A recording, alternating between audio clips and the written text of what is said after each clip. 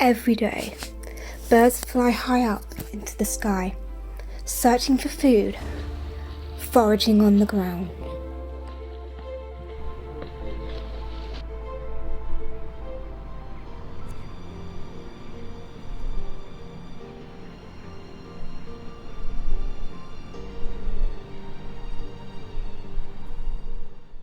Hi, so my name's Jo and I am a learning officer with Suffolk Wildlife Trust.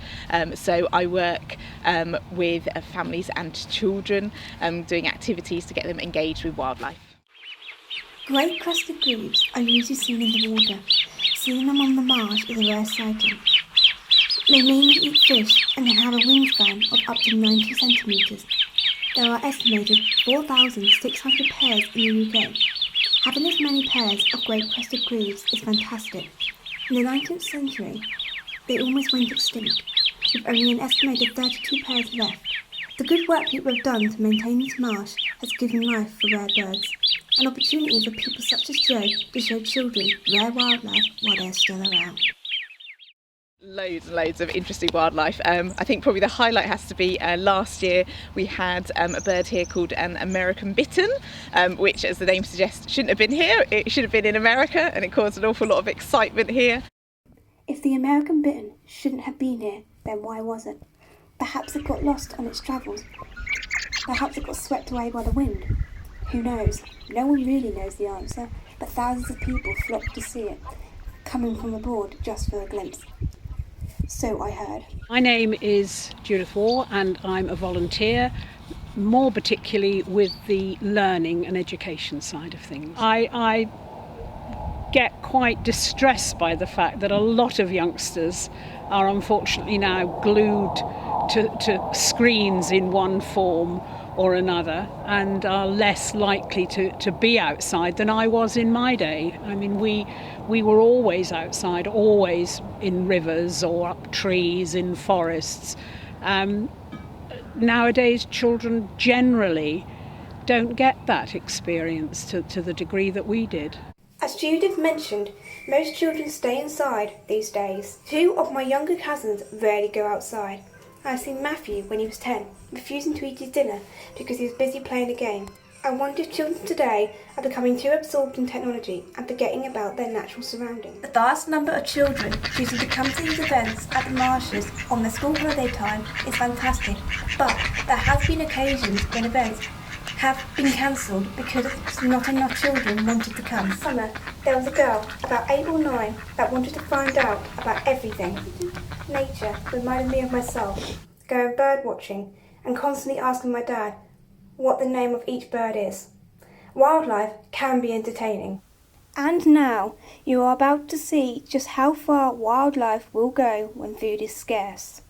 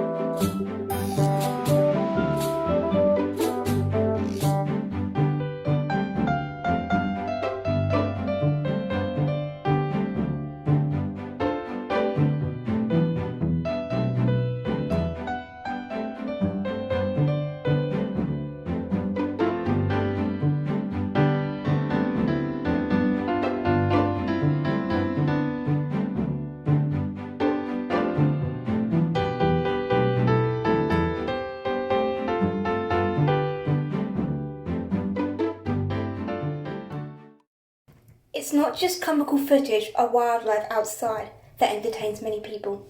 Today, most people's interest in wildlife comes from going to zoos and seeing a vast range of species. Thanks to the work of people at zoos, wildlife is able to thrive, and from my research, I have learned that most animals live longer in captivity than in the wild.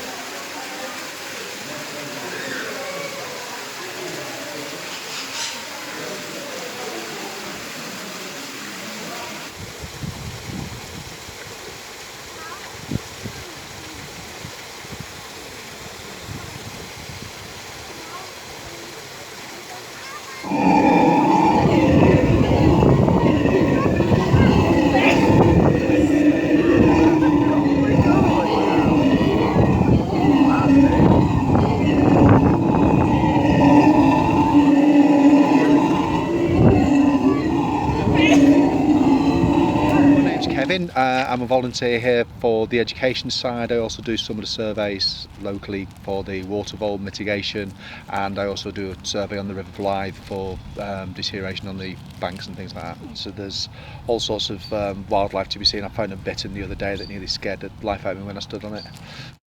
Unless we immerse ourselves in our surroundings, we have no hope in capturing memories like those of Kevin's.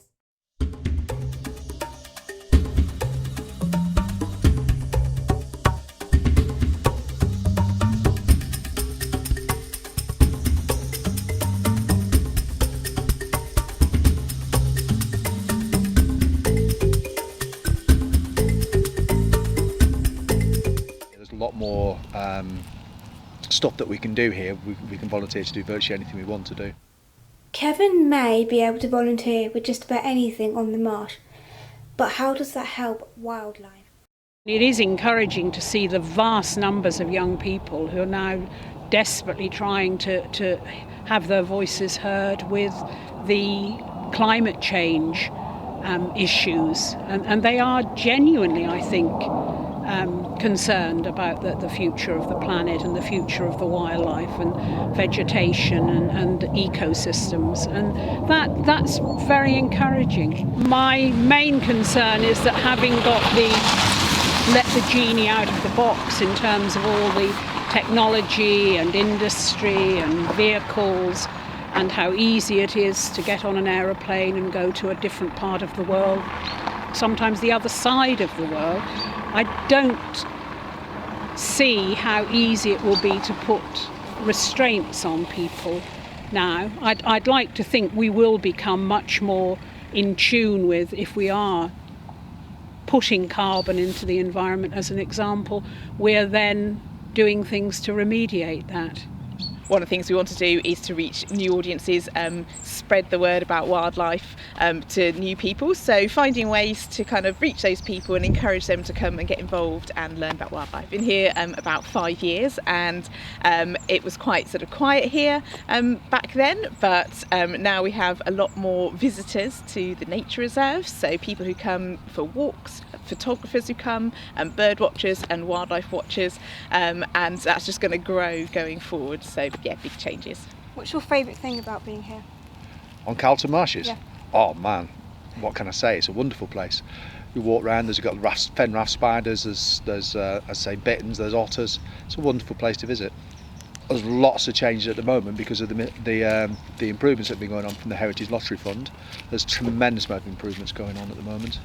Do you think the fund will make a difference? Definitely, most definitely. It's going to make a difference to the wildlife, to the people, to the access that people have got. It's going to be wonderful.